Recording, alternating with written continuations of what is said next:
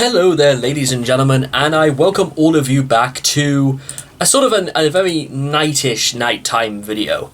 Unfortunately, it's so hot in this room now, despite the fact that I literally got rid of some old. Actually, what I did is I got rid of some old clothes by put them into a donation bag because of disadvantaged children in the middle of the bloody turmoil. Well, I call it a vendetta, more in Afghanistan with the Taliban coming into power, and people dying left, right, and centre. So, I did the right thing and donated some old clothes to people who would benefit from it more. I think it's the very least I could do. So, I hope they enjoy what me and no doubt, because the whole of my family's doing it, and there'll probably be people all over my village and sharing in this very charitable cause. But ladies and gentlemen, if you've read the title of this video, I think it's time it's a bit of a story time sort of video, so allow me to explain myself. Now, technically, it started a few days after, because I'm recording this on the 29th of August, and it was a few days later than this is when it happened, 10 years ago.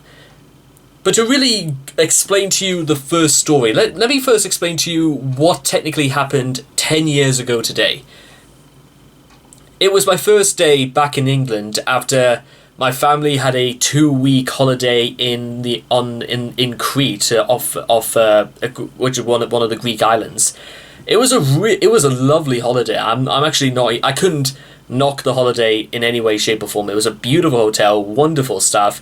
The weather was scorching every single day. I made a bunch of loads of new friends whilst in Crete, and everybody was very happy, and everyone had a good time. What happened when I came home was sort of a very different story. For example, I was just about to enter year 9, ladies and gentlemen, and for those who've been through year 9 before in the UK, it's a very, very important time. But the way that let me start from basically the first day back at school, and I was 13 years old when this happened. We were all moving into the upper school. Because my old school, the system we had is that we had a lower school and we had an upper school. The lower school was for the year 7s and 8s, and the upper schools were for the years 9, 10, and 11, and the sixth form block, which is year 12s and 13s. But what happened, ladies and gentlemen, was that the old school, the lower school, was being knocked down, so all the years were now moving into the new renovated school, which it still remains to this day, fortunately. But the first day, it was very, very scary, honestly, moving into what was a much larger building, being surrounded by a lot more people. It was a little bit intimidating at first, especially because of the space that the year 9 students were given as means of recreation for lunch breaks, for break times, and that sort of thing. It was basically what I could only describe as a prison cell block, except it wasn't even really an outdoors thing. It was only protected by a system of enormous glass canopies on top. And the RSJs used to hold it up were so thick, and there was no colour in this place. The only colour was of the stone steps, and also the sides, and how you just go up the steps. It was just windows all over the place with teachers because this was in the middle of the maths department of the school. Any of the maths teachers could look in, and it was not particularly the biggest place in the world for basically trying to house what was about nearly 200 students. The size was kind of a bit of an issue, I'm afraid. So I don't really do well in very closed off spaces, but this was really, really pushing it, in my opinion. So I wasn't exactly a big fan of the place I was going in, and also a lot of the friends that I made during year 8, there was one lad in particular, a Polish lad who had a lazy eye, But since he was moving into the set above mine, we didn't necessarily speak all that much from that point onwards, which was a major shame because we were mates all the way through year 8, and he was absolutely one of the nicest lads you can meet. And then as soon as he got into year 9, it's that he would do more practical jokes, like he would do the things of he would do like the sort of thing where he'd like do those fingers on one of my kneecaps, and that was irritating. Then you also do like the thing where you stand behind and you like cock your knee so that the person in front, their knee sort of like gives way and like fall backwards. It was more tomfoolery, that sort of thing, and I was cool with it if it wasn't for the fact that he did this literally every single time we met. And I thought it was a very out of character sort of thing for someone to do, especially since we've been like tight-knit like brothers. I mean, he had to go to back to Poland for a few days when his one of his elderly relatives passed away. I was there for him when I was there for him. In fact, on the very last day of year 8, when people were given the option to go to Holy Island or to stay at the lower school just for the final day, he and I were there on the last day. Basically, the last day the lower school would remain open. The lower school was an absolute tip, and there was like very little about what people could actually do. But it was still there. I mean, we were still there, and now it's sort of time moved on incredibly quickly for both of us. And the first day was just kind of like, you know, the feeling when you're back in school and things don't, in a new place, and things don't necessarily feel the normal or the same, because that's really what it really was kind of like it was like the first day back at school in a new school. And truth to tell, I only just managed to find myself from place to place by vaguely remembering the trip we had during one of the last days of year 8, and just relying on instincts. And some of the classes I was put into, like, I think English was my last lesson of that day. Patrick? He's out. Okay, right.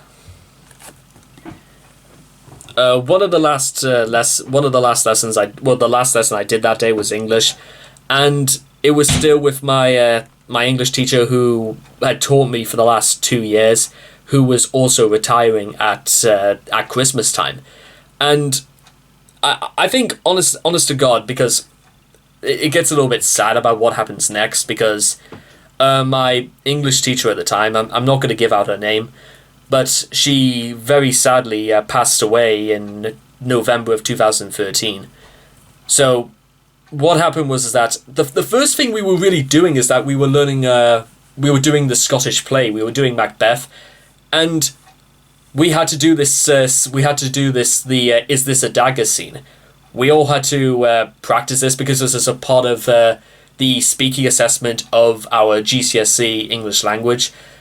Because it tells you something about the mentality of how badly the system was trying to teach us, because they were really on our case about, even at this stage, which, when you think about it, 13-year-olds being told that the actions you do now will affect your future. Teenagers have enough problems, things, like hormones and all the rest of it, without having to worry about the fact that these things will affect you for the rest of your life. That's not the way to, in my opinion, that's not the way to necessarily, break open kids up to the idea that this is as important as it sounds, because these were still kids, well, teenagers technically, but we were still too young, dumb, and immature, and, well, not everyone was, but you sort of get the idea. It's not something your mind grapples with, because maturity and that sort of thing isn't just something that happens to someone when they get to a certain age. It's something they have to grasp and think for themselves. And unfortunately, because my English classes during that year were a perfect example of this, is that it was very obvious to work out to everyone who wanted to do well and who didn't. Now, that's not to say that people didn't do well in the future. I'm not saying people can't change or anything like that, but back then, it didn't seem that way to me. and there were numerous other people. Well, there's like at least 3 or 4 other people in my English class that were sort of like that. But anyway, I'll get back to the whole Macbeth thing later on, because of what happened during the ending of the first week, or rather, no, it wasn't the end of the first week. It was the second day of being in year 9. When during the end of a chemistry lesson, which was the second to last lesson we had that day, I remember just tucking in some stools and that in this chemistry lab, because it's just sort of one of the things I did, and it was just me trying to be helpful.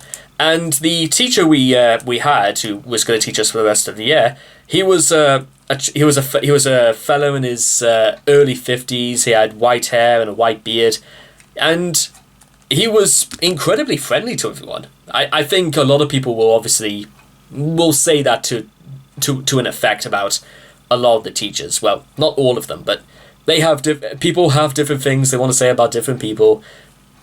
It's sort of just how it is. Anyway, the thing is that this chemistry teacher, he was undeniably he saw absolutely what I was doing, and he made a giant thing where he says that is one of the most conscientious and one of the most mature things you could see people doing that age. He really thought I was doing like a good thing, and I turned to look at him, and he was like beaming. This felt very, very unsure, because I had no real concept of what it was I was doing. Now, to give you an idea about technically what I was like during school up until this point, at the end of a technology lesson when I was in year 7, I would be the one to clean up the tools, and this was the same during year 8s in the tech lessons. I was always the one who sat up straight. I was always the one who had my tie done, and everything was good. I was what you might describe as a very seen and never heard of sort of type. Because, to be honest, and this is just like a problem I did have with school at the time, is that it really did seem like the sort of place where the only thing you're going to be recognized for is if you do well. Now, obviously, again, I was rather naive to this point, because literally being in a higher set, I was in the 3rd set, but being in either the A or the B set, that literally made no difference whatsoever to how people behave, as much as it does to people who are either in the 4th, 5th, 6th, or 7th set. It makes no difference. You want to know why it makes no difference, ladies and gentlemen? Because of circumstances, and how 10 years later, there's still some of the people that I keep in touch with, and what they've done with their lives, for good and bad, is, I think, telling. I'm not saying, of course, that there aren't really like many bad examples I can think of. Well, there are certain stories I can tell about people who did some rather stupid things, but that's like getting off topic. So, anyway, back to this chemistry lesson, and I left that lesson feeling rather cheered up, because I didn't really have too much of a good impression about year 9 so far. It just felt like things were just kind of the same before. I mean, the French lesson I had was with this guy who this guy who looked like he just didn't laugh at anything. He supported Liverpool. That's what most people remember him for. Unlike my and I'll have to get to the point where I talk about this guy eventually, because, well, for those who know me, and if we went to the same school, then you'll remember about I don't really want to say infamous, but rather the head of RE, the head of RS, or whatever you want to call it, who was a Mackem. Now, being a Mackem in Newcastle is a very, very bold move, in my opinion. Being a Mackem and the head of a part of the school who was universally hated by the students. I mean, a lot of people did not like his attitude. It's not just that his attitude wasn't bad, but it's rather, I don't know. It's a very difficult thing to explain, because again, dealing with teenagers and all male teenagers, because I went to an all boys school, it's difficult. It's the sort of thing only a Geordie can really understand, but I'm pretty sure that it will be the case for numerous schools all over the country, all over the world for that matter. Anyway, God Almighty, what was the last lesson that day? I'm trying to think. Science? No, maths. Yeah, I think it was maths at the end of that day because the maths teacher I had, he was a really nice man when you got to know him, but you could see he had no way of actually, showing discipline or being able to, actually get kids to be motivated enough to learn anything. Now that's sort of on the people who were in my class as well, but that's just how I was. I completely stopped being good at maths after the end of year 7, unfortunately, and it's just, I never got better at it again, which is sad. But if I could do maths again now, or if I could turn back the clock, I probably maybe would have tried to do a bit better at maths at the time. It wasn't so much that I was technically bad; it's just some terminology went completely over my head, and there were certain things I just didn't understand at all. I suppose that's just. I'm not the first, and I won't be the last to say that. So. The reason why I was so I mentioned why I was put in a good mood by my chemistry teacher's remarks is because of something we were told earlier that morning, that now the school wouldn't be held responsible for things that happened outside of school. And I remember the woman who was it was definitely a woman, a female teacher. I couldn't technically tell you who said it. I can sort of narrow it down to saying that she was about my height and blonde, but I can't honestly say if I remember who it was. But I thought to myself, okay, so one of the biggest problems I had all the way through secondary school is that when teachers would say some things to a larger group of people, saying that we can't have anybody doing this, or rather there will be severe penalties if people do this, that, and the other.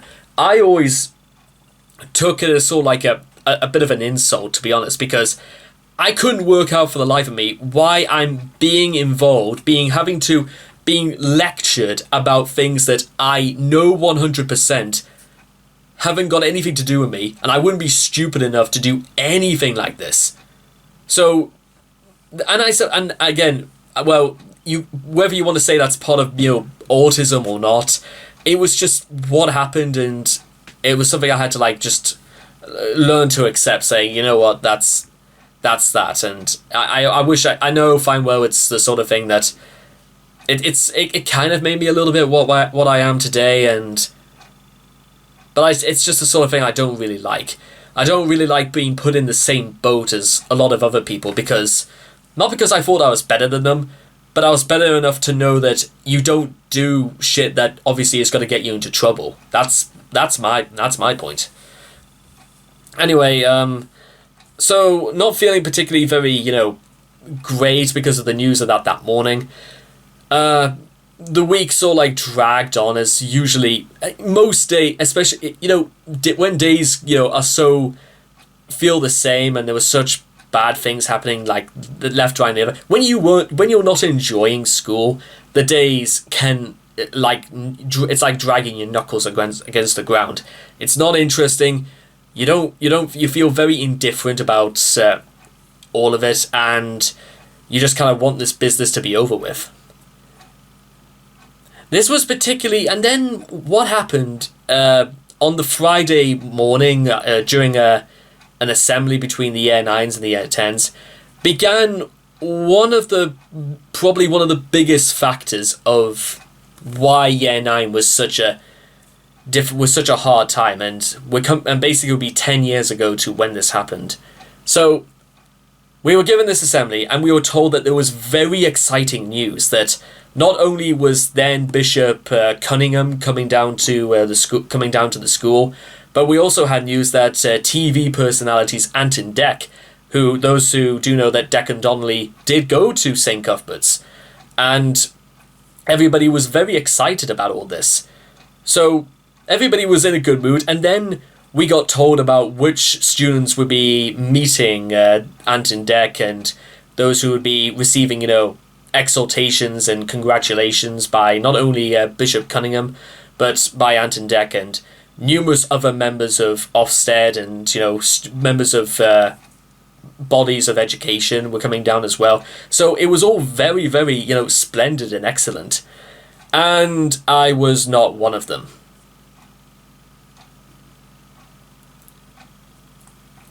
And my Polish friend who I was talking about earlier, he was one of the guys who was chosen. Now, I have to make something perfectly clear, ladies and gentlemen, before we go any further with this. Because in case he might be watching this, very unlikely, but let's say that he is. I am not in any way, shape or form, I did not hold a grudge to him or to anyone else who was chosen. Hell, one of the guys who was chosen, who was renowned as being the smartest kid in the whole of Year 9s, a Japanese boy who was a terrific violin player, who moved schools at the end of Year 9. I think he and his family moved down to London to go to a music school.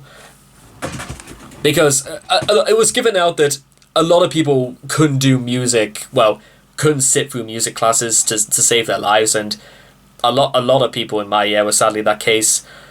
But those who did really well in music, they had something very, very special about them.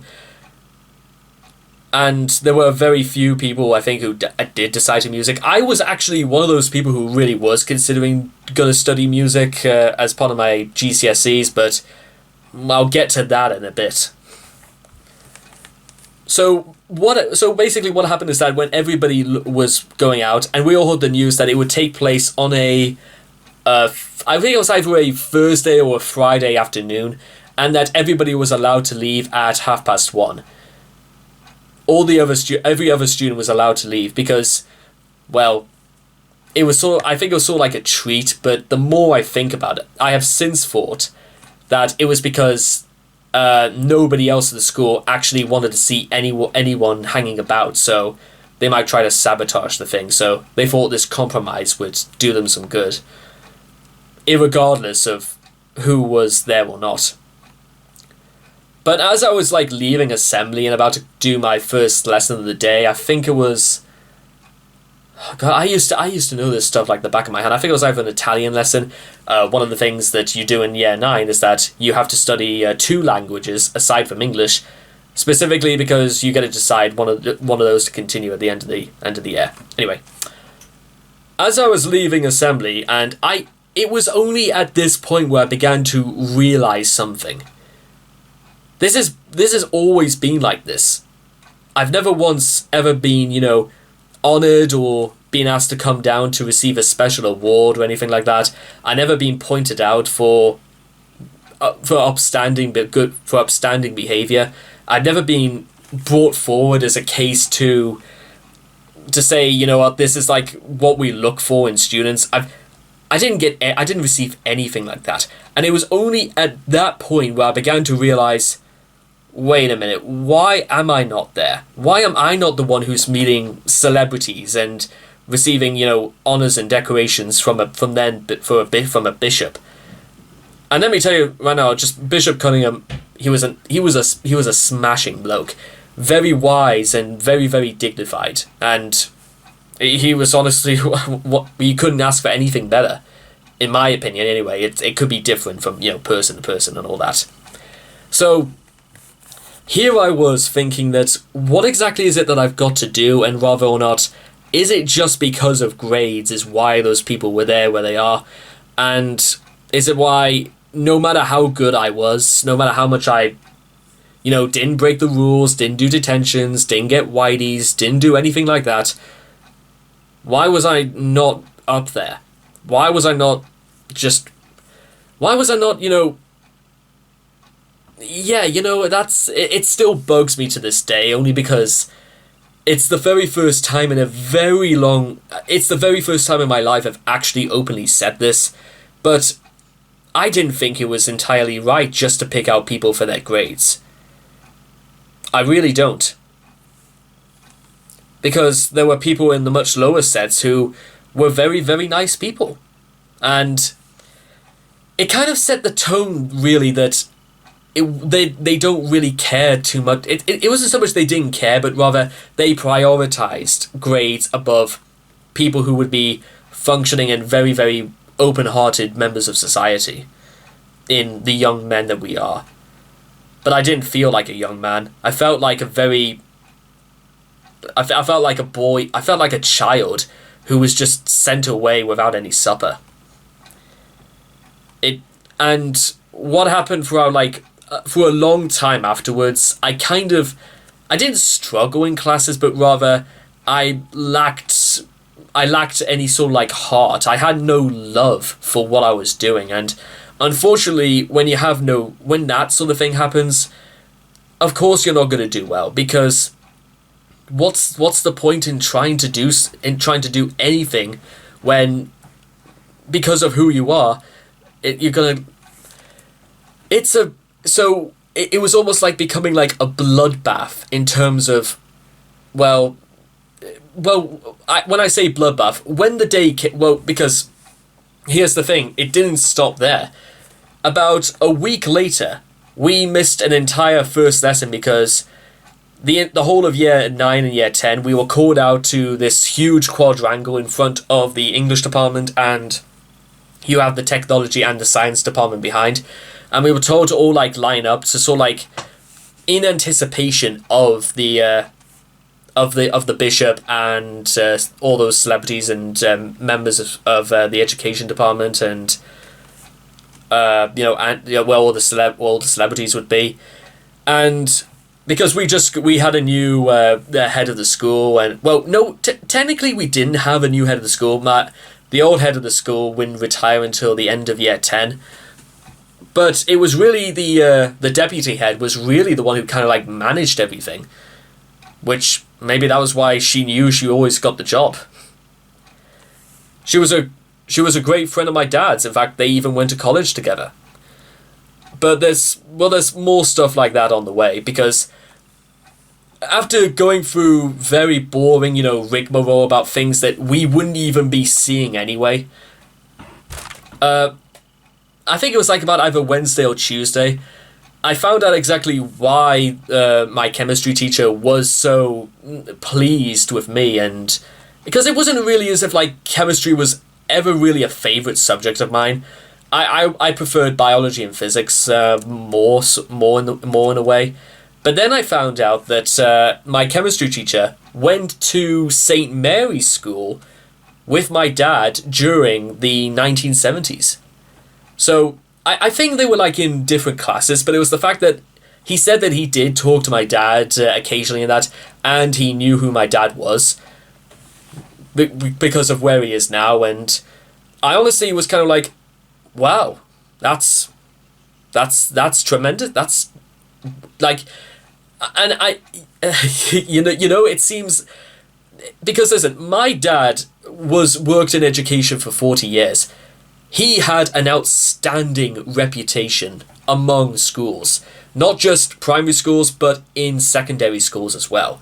So when word went round that there was somebody called blank, my last name, when there was somebody called blank who was going around, and I it was only at this point where I began to realize something also very, very interesting about a certain thing about how maybe how members of staff saw me at the school, because sometimes when they did like the digital register, they had one of those things where they called out somebody's name, they'd say press, and then you press a button, they would say click, click, click, click. Sometimes these would open out, and you would go through all the names, and then it was in my main classes that I was in. You would, whenever it got to my name, it would always say Mr. blank Jim. So, well, I say Jim, it was James, because I've never really knew any other name except James. But that was something that it kind of made a few people go, oh, okay, right. So it was a very unheard of thing to like have It was almost like being called the Honourable more than anything. Which, it was, at that time, it was just about the only real trace of like nobility and prestige I think I actually had. But with that being said, despite that, and purely just by being myself, I felt like a lot of the members of staff, and this isn't just in secondary school, this was going back to primary school, they almost kind of like treat me with a sense of almost unfair favoritism. Now, I know absolutely, look, even thinking about it, that's not really true. However, in year 9, I sort of saw a lot more that would suggest otherwise. For example, my dad really, and I mean really, wanted me to do well at history. How do I know this? Because during the parents' evening of year 8, the woman who was teaching me history at this time was also the head of history for the entire school, and it was through some kind of talks because my dad loves his history and he loves talking to people who teach history. They got into apparently they must have gone into a very long conversation behind the scenes, because what happened during year 9 is that my dad gave me compliments from, I think it was either him or maybe the school. He gave me an entire, it was like nearly a 26 page booklet, which it had timetables of what we would be learning throughout the entire year 9 in history alone. So it would be week 1 till week 6 we'd be learning about slavery. Then we would be learning a bit about the American Civil War. Then we would be learning about the civil rights movements. Then it would be moving on to learn about World War II.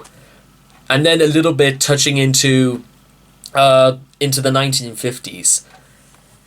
Just like being called Mr. on the register, that is an unheard of luxury. And I honestly I cannot even begin to think about what strings my dad might have had to have pulled to have done something like that. Because I honestly, God, could not believe my eyes. Now, it's one thing to do that, ladies and gentlemen, and I could understand that my dad's heart was in the right place. And I could also understand why the school, or maybe just the head of history herself, decided to do this. Whether or not it was because they wanted to give me a fair chance, or whether or not... Because I don't necessarily think as if the head of history would have just been the only person to have heard about that. A lot of other people probably would have to have heard about that as well. In fact, maybe the more I think about it, maybe my dad didn't ask the head of history at all. Maybe he just went on to a curricula vitae about what students would be learning through Key Stage 3 or 4 education at the time, and then got it from that. Fortunately, unfortunately, the head of the education department at that time was Michael Gove, a Conservative MP, and, well, me and my family loathe the Conservatives anyway. And fortunately, or again, rather unfortunately, he was rather a very unenterprising man anyway, so I hardly like to imagine there was any spilled milk or anything lost over this. But even thinking about it now and wondering whether or not this has ever happened, maybe it has happened over at other schools, but to see that, it was awe-inspiring. Now, the history teacher who I was given with that year was a very good one. He was somebody who did serve in the British Army, and somebody who was really good at disciplining students. And it wasn't so much that I did considerably better than everyone else, because I'd actually been quite good at history throughout all my time at school. Also, and again, if we're going to add more... If we're going to add this into the increasing list of people that my dad knew from when he was younger, the first history teacher that I had was somebody that actually, I don't know whether he said he taught him sports when he was in sixth form, or whether he was someone who because obviously he would have had to have taught him, because he would have had to be at least 10 years older than my dad, who, and this first history teacher retired back in the end of 2012. He was a very short man, and he was somebody who had sort of like very thin limbs as well, but you couldn't bully him. You really couldn't. He would, because he had a younger brother who taught PE, and he was a lot taller, and even at their age, because it's sort of in their twilight years in terms of being in teaching, they could still just you don't mess with them. It's you got to be particularly brave to do something like that. I should know, because the younger brother taught me PE that year. And unfortunately, again, with the people I was stuck with for PE, it was a very unenterprising set, and it had to be said again. The members of staff during, especially because listen, all the staff who taught us PE throughout all the time I was at school. I don't know whether it was just because I was not so much not failing interest, but I was talented in areas. But all of the PE staff, they got on with me incredibly well. And this is not just because periodically they would go down to primary schools to teach kids PE, because this is something that happened when I was in primary school. In fact, and again, it was just sort of thing, you got along with these people spectacularly well. And I don't know whether it was just giving me a home advantage because of circumstances, but it was also just because, my dad also taught football to kids at his school anyway, because of the school's football team and all that. So my dad not only just had an interest in sports, he had an interest in history, and he had he knew what he was doing, and sort of like an education kingpin, almost, if you will. Oh dear. So, but unfortunately, again, all of this didn't necessarily detract from being in a constant rhythm of work, being unable to work because of members in my classes, and also the simple fact that what I was doing felt almost completely useless, because I wasn't going to receive any kind of like very long-term recognition for any of this. Apart from one thing.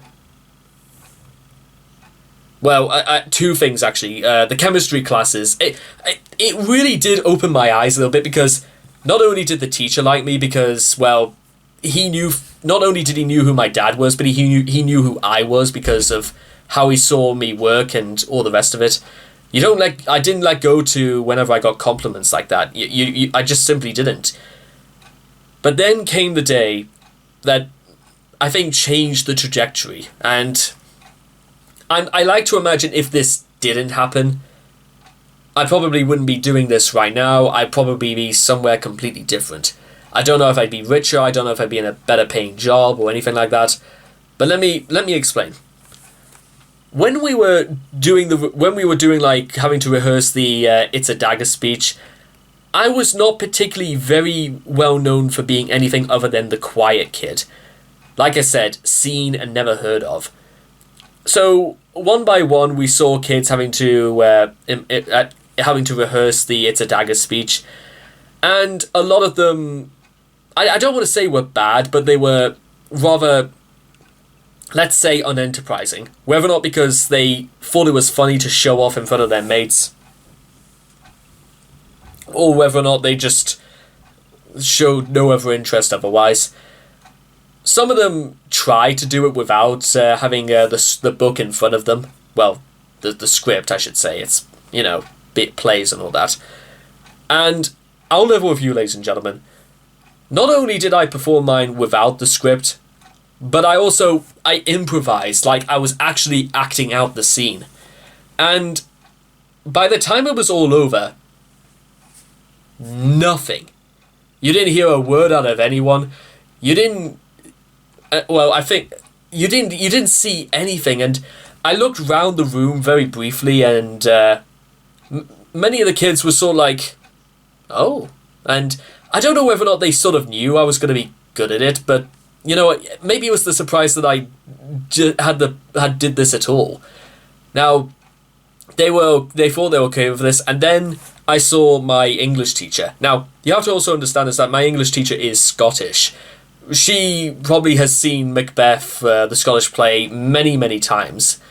I like to imagine, anyway. And she was very, very, like, taken aback, like, oh, right, so, wow. Because I hadn't really been, like, too ambitious in English at that point. I sort of, like, got into my own during, like, the later stages of Year 8, only because of the certain things we were doing, and it sort of came about. I just thought to myself, you know what, let's at least try this. It was similar, the fact that I was starting to come into my own during art that year. I was, like, getting better and better and better at art. I'd spend the whole of the summer of 2011 completely coating my walls with artwork that I'd done myself. And I don't particularly think I have those stuff anymore, but I was like busy working, and then I work away on stuff like that. And I didn't even realize how strong I would be, because I received a postcard, and it's usually the custom in certainly in school anyways, that if you did well, you'd be given a bluey, which is just sort of like you did really, really well.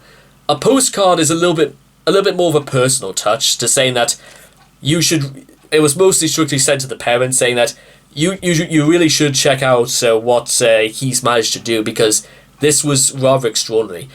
I remember, I don't know if I still have all those postcards to this day, because, spoilers, I got a lot of postcards that year, which I think that says more. I think that says a lot about how I really underestimated myself, or rather how maybe certain members of my school underestimated me. But the point was that I distinctly remember my English teacher saying that, my goodness, I actually didn't even believe you could do it that well. That was really something. And I remember it ended by her saying it was like really something, and it was one of the most. I couldn't quite believe it. You know what I'm saying? Because I feel like this entire thing is turning to like one of those sort of things you would hear on Educating Yorkshire or Essex or Greater Manchester. But anyway, fact of the matter is that I started to get better and better in subjects where I was receiving postcards, because it made me realize that I must have been doing something right, because here was just a list of some of the things that I got better at during Year 9. English, art, not so much music, but biology, chemistry. RS I got better at. Well, I never really was bad at RS in the first place. History and a bit of geography as well. Oh, and also Italian. Italian was just something I was just really, really good at. So I would work myself ragged, just getting better and better at those, because I honestly thought to myself, I can always just hold on to those. Those were the sort of things that at least showed me that I should be proud of what I've managed to accomplish. And if you honestly, anyone out there who's been in those sort of situations would probably say maybe the same things altogether. It's more important than you might think. And then, but despite all this, still trying to like learn was becoming again more and more difficult, because it was just like it didn't really seem. Because for every good moment, there were like 3 moments that were bad, and it was a perpetual racket, which was making almost like learning impossible. And unfortunately, again, I wouldn't say that I was like swept up in it myself, because come the day when, you know, the selected students from the years would be meeting like the bishop and, well, His Grace and everyone else. I remember sitting in my in the history classroom, because we were having history, but for what class it would be 20 minutes of nothing before everyone just. And I remember looking out the window, and I saw a mass of students just clamoring out as though they were trying to escape from a fire. And then when they finally opened the doors and just you saw everybody like scramble out, I remember thinking to myself, looking down at all that, I thought to myself, no. Why? Just why? Call it what you may, ladies and gentlemen, but that's honestly the truth. I remember just looking and thought to myself, I'm not like that. I don't have any business whatsoever being around that. That does not reflect what with me wearing this uniform. So weeks and months went on, and certain things were easier to do than others under certain circumstances. And then by the time it came to mock exams, there was sort of like a bit of a rude awakening, because throughout many parts leading up to this, you would hear news about such and such has won this, and such is doing extraordinary well here, there, and everywhere else. You would hear news about people doing unbelievable things and getting rewarded from it. Even some of the slightly badder behaved students were finding success and happiness in certain things, like being in relationships, for example, or being recognized for certain things, that like hanging around certain people who saw them as like one of their brothers and stuff like that. I remember I was looking out at all this, and it occurred to me that literally almost all I had at this point was just going to school and just doing well and then coming away from it again. It was like I had almost like no recreation, and and again, when you're going through puberty, it's one of those things where you don't quite work out why, if this is the way it should be. And it was just, I'm not gonna lie, it was a bit, I think certain things were tougher than I think I can remember, but I don't necessarily have some of the greatest memories of that time, because it felt as if you couldn't figure out why or what reason things were happening like this. It wasn't great. Let's put it like that. Despite all of the things I was looking forward to and doing well, it just came back to me that it still wasn't, it didn't seem enough, because of, you hear that actual people getting like accomplishments and stuff like this. And then when it came to mock exams, and by the time, results came back, it turns out that I was so, in certain subjects, I was so undiminished in certain areas that I was like almost 29th in the class out of the 31 students in most subjects. I was so close to the bottom, I thought I was actually going to get moved down a set. And this had happened to me like once that time last year when I came 20th, and honestly the news so badly took my breath away that I sort of like spiraled into a kind of state of depression throughout the rest of February, and then the Lent term, as it was called, because I felt to myself, what's the use, you know what I'm saying? And because of other things happening as well, I was doing so much work in the things I was doing well at, but then other people were getting rewarded, and it almost seemed as if like they were taking all the credit.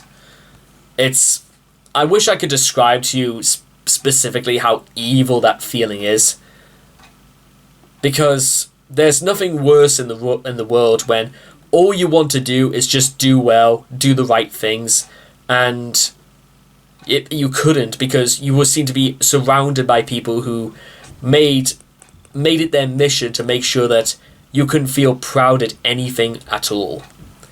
One example of this was when I was in year 8, and despite missing a considerable back in year 8, a week after Christmas, I was very, very sick throughout the first week, because I'd been diagnosed. Well, I didn't find out until Friday I had pneumonia, and I was like going through.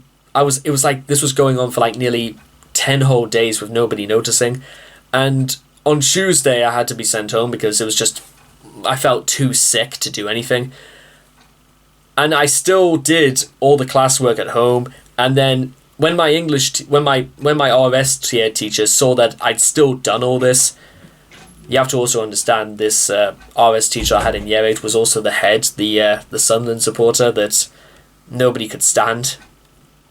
He tried to make a thing where he said, "This is the kind of dedication you have to," but he never got to the end of it because he had to tell somebody else to stop talking when he was talking. So I never found out or got to the end of what anybody said. More to the point, I don't think anybody could have cared less. That's what I felt like I was surrounded by people, ladies and gentlemen. I felt like I was surrounded by people who couldn't give a toss about anyone else. Not even to their own friends. I'm not joking. That's, honest to God, what it was like.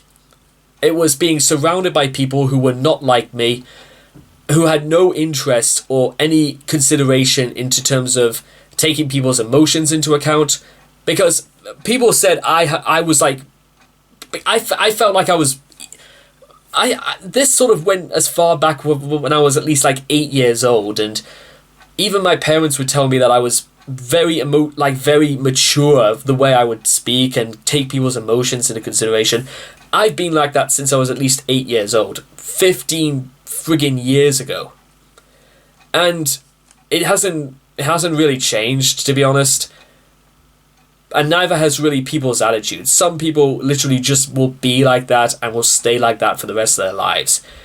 And on top of that, in terms of me, the grades and certain things I was doing, like maths, was just a never-ending series of nightmares to try and just get from one lesson to another, because I just wanted to freaking tell everybody to shut up, just so that I could actually, learn something. Or even during my PE classes when everybody else was so unbelievably lazy, I honestly just wanted to snap my fingers in their faces saying, just try a little harder. There was no urgency about any of them. And then during art classes and that was almost worse off, because that was one of my best classes. And even one of my best mates at the time thought it would be funnier to throw chalk off me than to try anything different. I think it was one of the very first times where I really discovered what it meant to be pissed off, because I was pissed off. I was pissed off at the fact that this is what life was becoming. I was pissed off at the fact that I should have been given a lot more than what I was given. And then finally, the real cherry on top of the cake, and I am. Let me explain to you the context. I was good at Italian. I was really, really good at it. The teacher we had was also somebody my dad knew. And one day we were told, me and about 8 other kids and that, we were told to stay behind because we were told there was going to be some really exciting news for us all. And then we all dispersed. And then we found out later on is that the languages department were planning on sending certain students off to European countries. We were sent to France or Germany or Italy, and they went through it in detail. The head of the languages department even came down because his wife also taught French, as it turns out. We were all taught about what was being planned. We were all taught about what we would be doing, and then we got told about how exactly certain students would be picked. Are you ready for this, ladies and gentlemen? I hope you're ready for this, because I'm absolutely no exaggeration about this. This is the system they did it. They drew names out of a hat.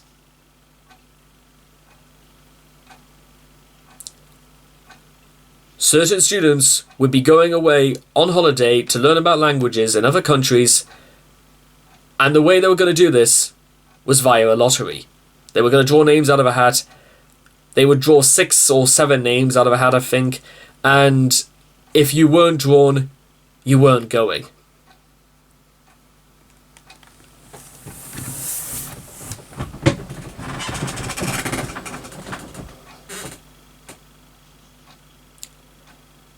it should come as no surprise to anybody to find that is one of the worst things that it could have come down to.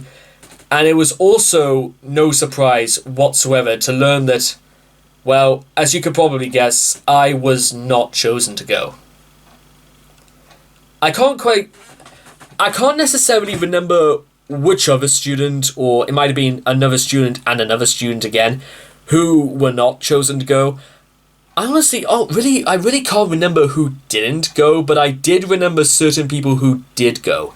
And let's just say, ladies and gentlemen, when I think about it more clearly, they were some of the people who I mentioned earlier who were so lazy and who couldn't give a toss about anything else, that hearing this revelation, that despite everything, despite me putting in the effort, despite me getting on well, despite behaving, despite being intimidated for not doing well, and despite going through all those months and all those years back to at least 2009 of not complaining, not criticizing, getting on with the work, not picking fights with teachers, not picking fights with other students, getting on, trying my best, putting in the effort again, and despite being neglected and felt as if like I was not being taken seriously, they then want to throw in a scenario where it all comes down to luck and reflects nothing on,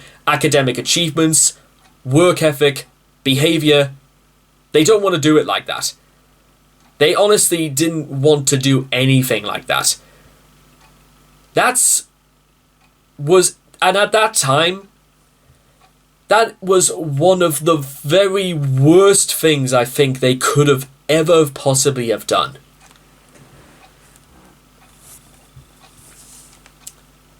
And then I had to sit through hearing about, you've got to make sure to bring your passport, and this is where you would be going, this, and this. They explained all of this. And I sat there, honestly thinking to myself, a few thoughts went through my head about, why am I still listening to this? Can I please go? Can I have my lunch? If you don't let me leave, I will force myself out of this room because I do not want to hear a single word out of this any longer. And there were a number of language teachers there as well, including the Macam French, the Scouser French. He wasn't even from Liverpool. He just supported them, and he was also again just disagreeable just to people who were just being kind to him. So I listened to it, left, and then when I was in because I remember I had an RS lesson next, just after lunch. I remember sitting through it, and then I felt getting very, very worked up inside. I can remember it still. I remember feeling only one thing. I couldn't even remember telling you what we even learned. I think it was like Francis of Assisi we were learning in that lesson. But I couldn't care. I didn't care because why on earth was this happening? This was not I didn't even fully grasp sort of why this was happening. I pulled myself together. I had to force myself not to burst into tears. Just like I'm doing right now, I had to force all of this anger, all of the frustration. I had to force everything out of my system in the only way I knew how. By literally just pretending to be deaf and just pretending as if everything was okay. Because RS really was almost like no different from any other class at this point. Quite frankly, everything just felt like the same. So, and this was like into the next year as well. And this too, and just let me also give you a little bit more extra news. If you didn't think this was difficult enough to swallow anyway, Year 9 was also very notorious for a lot of kids getting in trouble on a very, very regular basis. And we also got delivered very... I don't think they were very pretentious the more I think about them, but more about why you have to learn this, this, and this from heads of other departments. Like, the old English head of the department, he wasn't even old. He moved on to teach sixth form at St. Mary's, I think. He was on about how you have to do this and this, and then another English teacher would come in and she would say, this is one of the core subjects you have to get a GCSE in. And she was very uptight with a lot of other students as well, but this one just felt like, why are you talking? You know, that's sort of the tone that's the sort of mood I was in at the time. It was sort of like, why are you talking to me like that? I'm not... Do you want me to talk like that to you? You know what I'm talking about? And I think it's very, very natural for anyone to be like that. I was 14 years old at the time. I was going through puberty. I didn't know what the hell was going on with my body.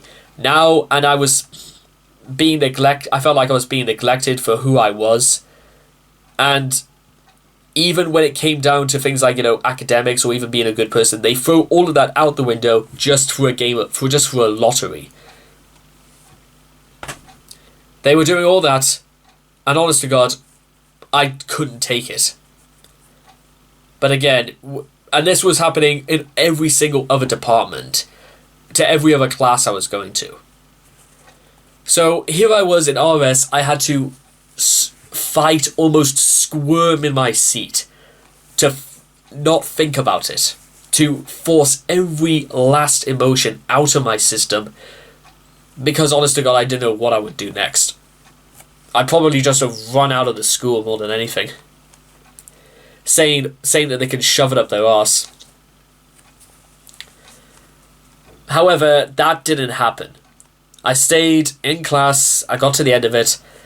However, it sort of transpired afterwards that quite a number of people actually kind of saw that I was very uncomfortable with, during that class.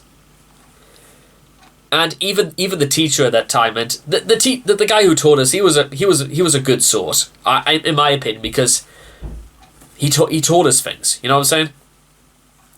There were plenty of other people. You know, there were plenty of other teachers who would teach you stuff, but you know, who don't actually leave an impact, because he had said he just wanted to have a quick talk with us after class. And he asked us, was I all right? My eyes looked red, and you looked a bit like uncomfortable. Was there something okay? So I just made up some lie saying that a cat, I think like a cat smell like walked past, because I was like allergic to long-haired cats at the time. I still am technically. So I made it as convincing as I could, and he just accepted it and said, "Okay, just make sure you're okay and all that." So that was more or less the end of it. So when I was going into school the next day, I think this was like in the beginning, like April or something like that, I was left with one of two options. Either I just get good grades, or I will just completely implode under the stress, under the pressure. And I think, and I wonder whether or not like certain other people, consciously or unconsciously aware of where I was at also at the time, because then head of the school, I remember one time he gave an assembly to the whole of Year 9 saying that Year 9 is a year group we take extensive time in looking at, not only because we know there's a lot of there are problems with behaviour and attendance and behaviours in class and that sort of thing, but we also want to acknowledge the fact that all of you will be deciding what you'll be studying for GCSEs coming up. We understand this is it might be a very difficult situation for a lot of people, because you'll have to learn to accept that you will become men. You are already men at this school. It's just one of the parts of growing up. People change because you won't be here forever. And I was like I was 14 at this time, and honestly, I couldn't agree more. I think he honestly he meant it in good faith by saying that, you know, some people secretly are not coping too well with the idea about, well, what could be happening next. I remember one guy who this Japanese lad who I mentioned earlier, who was really good at music. I even remember because we used to do chess club together during lunchtime sometimes on a Wednesday's afternoon. And I would hear that he told me that he'd been bullied by younger kids because of some other reason. I don't technically remember what it was he was being bullied for, but it kind of made me realise that I sort of like idolised being in the upper sets because they seemed like cleverer and they seemed to know more about it. But then you kind of realise that maybe they weren't handling it as well as maybe they first led you to believe. And you know what was slightly more embarrassing as well, because this is sort of the other thing that made me kind of like realise, why is it like this? Because technically my brother wouldn't be in school until September of 2012, but he was in the top set at the school I went to. My sister was in the top set of the high school she went to. She went to a different high school. My brother did go to my high school for the first 3 years before he decided he wanted to go to St. Mary's, and that's a completely different story. But it basically sounded like he was getting his own way, including my sister. So, all of that aside, here's sort of how, like, year 9 ended. Here's sort of how it happened. But in order for me to do that, I have to tell you another parts of what happened during 2012. Trivial and boring they may sound, but during the week we had off during February for half term, for the second time, because we did this the year prior, our family, we went to a place called Sharm el Sheikh in Egypt. It was only the second time I've ever been to Egypt, and it was also the last time I ever went to Egypt because, well, we just haven't been back since. Also, if you are thinking about ever going out to Egypt, the best time to go would be either during January or February, because even back then, the temperature wouldn't fall anything below 40 degrees, even in the shade. Right, now, finally back to where I was before. So let me just go over very, very quickly about some of the other things that happened. I mentioned the thing about going to Egypt twice. It was kind of interesting when I went the second time, because it was for the first time in my life that I remember leaving on Sunday. Usually we would like leave places on a Saturday, so we'd have like a one day to like unpack and sort of like relax, and we'd be ready to go back to the routine the next day, well, the following day. This one, we got back to Newcastle at 9 at night, and everybody just kind of like went straight to bed, didn't bother to unpack, knowing we had to get ready for school and you know, work and all the rest of it the next morning. And it was a very difficult strange turn of pace, but going away from it all just felt like the thing I feel like I kind of needed. And then we went to a lot of places that year. We remember... I don't remember us actually technically going anywhere in the summer, but one thing we did do, ladies and gentlemen, through the... I don't remember if it was like the Lenten or... No, it was the 1 week we had during May, between May and June, is that me, my brother, my parents, we went on a Mediterranean cruise. We went from the island of Mallorca, we went to Rome, we went to Naples, we went to a French city, I can't quite remember which one it was, and then we also went to Barcelona. well, we were supposed to have gone to Barcelona, but we didn't know if there was like no coaches available. But we basically spent the day on the beach, somewhere, just probably outside Barcelona, or maybe we just were in Barcelona, because I know Barcelona is actually quite close to the shoreline, if my geography is serving me correctly. It was also the day when my mother decided to tell her fascinating view on European languages, in which she said, in Spain, do Spanish people speak French? Dear old mum. She says a lot of bloody stupid things. But that one was like really, really out there. But the thing was that was courtesy of my nana, who hasn't been on Earth for the last 6 years. She was, I heard she was the one who financed the whole holiday. Well, that could be wrong, but somehow I like to imagine it was, because, well, it seemed like, because remember, this holiday was after people, I told my parents about what happened, the fact they thought it was a lottery, and my mother was furious about this.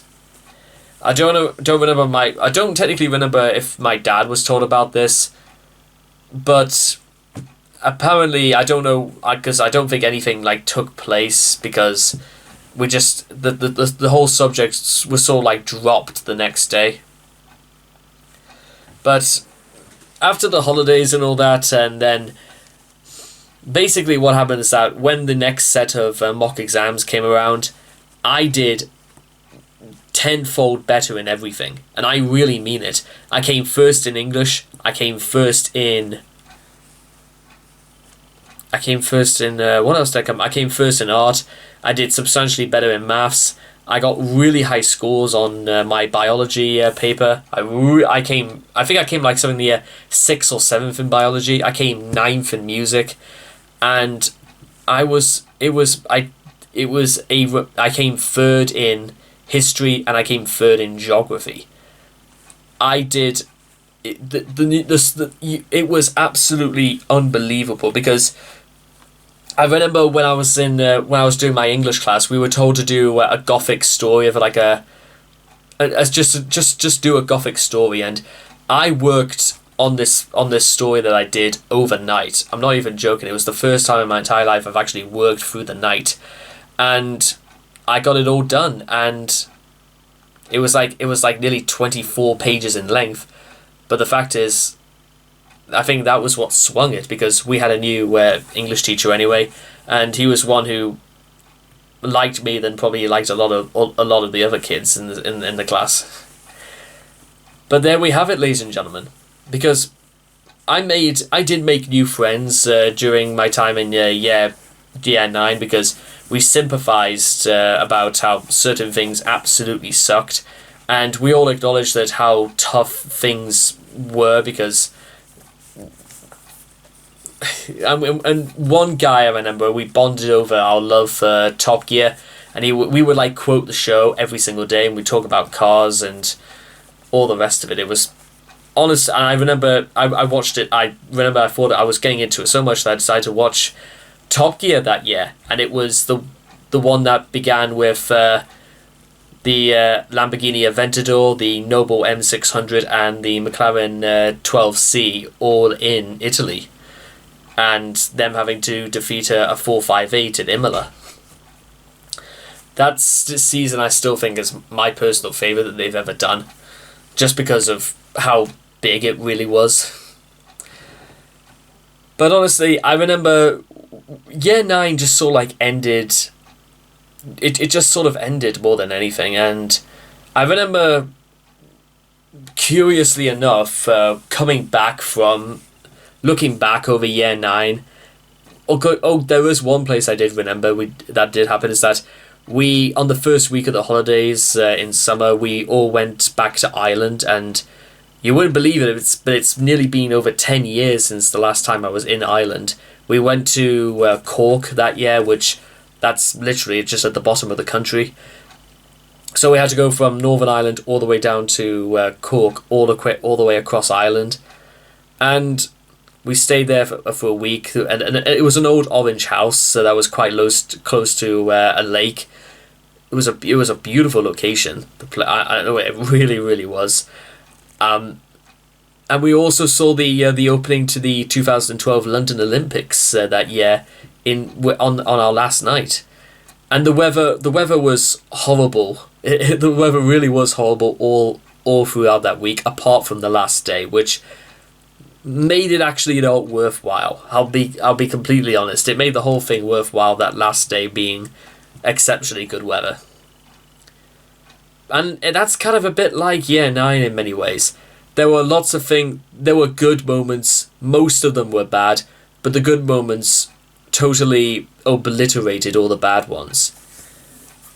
And curiously enough, ladies and gentlemen, the whole experience of everything that I learned throughout Year 9 seems to have stayed. It hasn't given me less hope about what I would do now that I'm in this sort of very similar situation again 10 years later. But curiously enough, it went on such subject matters like this, when it's a condition of whether or not you're really going to be good enough for life, then the best thing I could say is that there were many times throughout Year 9 where I thought there was nothing I could have done that would have convinced anyone to think that I was even worth thinking about whatsoever. And when you're an adult, it's sort of even worse still, because you're faced with the stark reality that where you are in the world right now is what will reflect you for the rest of your life. I know that isn't necessarily true, and also I wouldn't pass judgment on wherever people would be, because personally that's just not me, and it's not right to be mean spirited or to be snobbish to people like that. So I know and it's hard to imagine that many of the people I've talked to nowadays and many people I've known throughout my life have just moved on, and I often like to imagine that after I've become friends with people for a while and then they move on very suddenly, they move on so suddenly, it's almost like without a goodbye or without a final farewell. Stuff like that is just what you would expect to happen. And honestly, I always had the opinion that they just sort of abandoned me. I was more than happy to stay in contact with them, but then they just sort of drifted on. In case I've not said this anywhere else in the video right now, I'll just say this to my old classmates during secondary school. What happened. We can't change that. Unfortunately, we can't change our past. What we can do, however, is we are left with one of two options. We can either let our past define us, in which, to be honest, I would have said almost nobody out of our school could have possibly have moved on to anything. However, through the examples I've seen, and certainly the very unique ways in which I have gone back in touch with people who I didn't think I'd be seeing ever again, it made me almost kind of realise that, you know what, despite everything, despite all the bad things, and despite some of the things I thought about other people during school, I think you're all right. I think, everybody who I knew back in secondary school, even the really bad ones, I think they were all right. I don't pass on any harsh judgment on them, and I certainly don't hold any seditious opinions to this day. It seems too meaningless. And you might say that would be contrary to the fact that I'm talking about this whole year 10 years later. But sadly, I've got to accept that it's what happened, and I've got to come to terms with why certain things happen. Certain things happen because that's the way people decided it, whether or not it makes sense or not. But other times, people do decide to do things because they've taken things into account. All those postcards I received that year were because of what I did, not because of, in spite of the situation. Nobody decided to give me, passing grades because they felt sorry for me. People gave me passing grades because I was doing well in those areas. It's a terrible thing, ladies and gentlemen, that you do think that how did Perry put it? Teachers teach you how to be stupid. Well, again, that you could say that's a very poor argument, but rather teachers. Well, I think that the thing to say is that yes, they did care more about grades. It is true. I mean, I won't even get away from the fact that happened. We even had an occasion during year 10 when Ofsted made a surprise inspection. I remember it was like a year 7 who asked the head of that year, the head of the school, saying that, well, it could be in 7 weeks or it could be in 7 months when we hear anything from Ofsted. I think it was about 7 hours later because the next day we were told there was going to be an inspection. Ironic. But again, looking back on it and considering where we are now, and considering that, well, I may not be on top of the world now.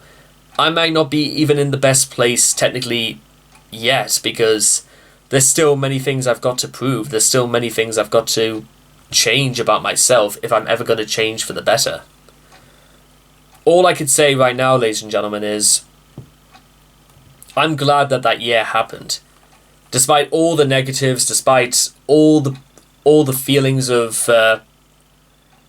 misery that went through that year, what happened, and I think I'm just about ready to move on from it. But it's only by remembering exactly what happened and what went down that it's the only way I can move on. I mean, I'll give you like one let me just give you one specific example just before we go. Let me see, Messenger.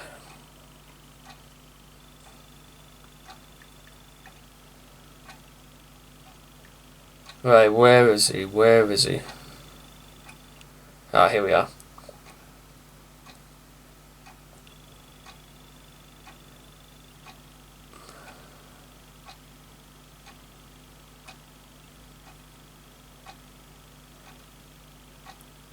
Okay, well, here it is.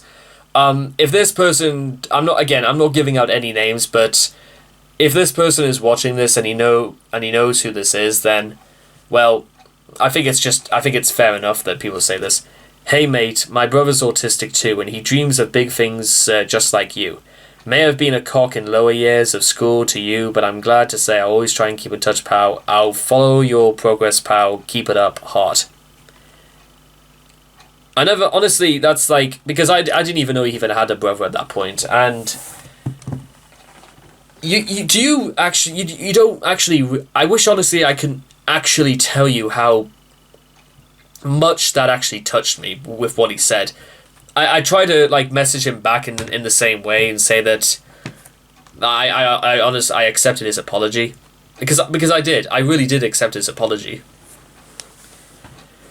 But I think, again, processing that into one mind honestly made me realize something equally important. Is that maybe back then people might have, the way I saw people and maybe the way they saw me, maybe they didn't think as bad of me as perhaps I thought of them. Maybe that's why I'm saying right now that I don't hold any ill will against any of them. Because people change. People grow up. People mature. And that was one of the most mature things I think I've ever heard in my life. I'm not joking either. Because it takes a lot to say stuff like that. It takes more than maybe I'm trying to like convey here. So again, if you're out there watching this, well, again, that's a big if. I honestly don't know. I think, honestly, I know fine well people have got better things to do with their time anyway than hearing about this. But I'm at least glad that I'm just able to talk about it, because, well, do you see anyone else here? No, sadly not. But aside from that, ladies and gentlemen, because we're coming up to 10 years of that year, I have to sort of, in my mind, accept one thing. There could be very difficult times coming up. There could be moments that will make me feel as miserable as sin. There could also be moments that will make so little sense in the grand scheme of things that I will honestly feel as if I would just give up trying. There are going to be moments like that. There are going to be plenty of moments in the future like that. However, when you're forced into a corner, ladies and gentlemen, when you feel as if there is no hope left, there is always hope. You may feel as if there's no hope, but I'm telling you this now, ladies and gentlemen, because I've been there many times before. There are plenty of ways to crawl back. There are plenty of ways to burn yourself out of the shadows. There are many ways you can stand up and be accounted for. And soon, ladies and gentlemen, we will all one day dream that we will crawl out of the memories of the past. We will stand up all together, and we will all return back into the world of man. I hope you've enjoyed this video, ladies and gentlemen, and I will hope to see all of you guys again in the next video. Take care, and bye-bye for now.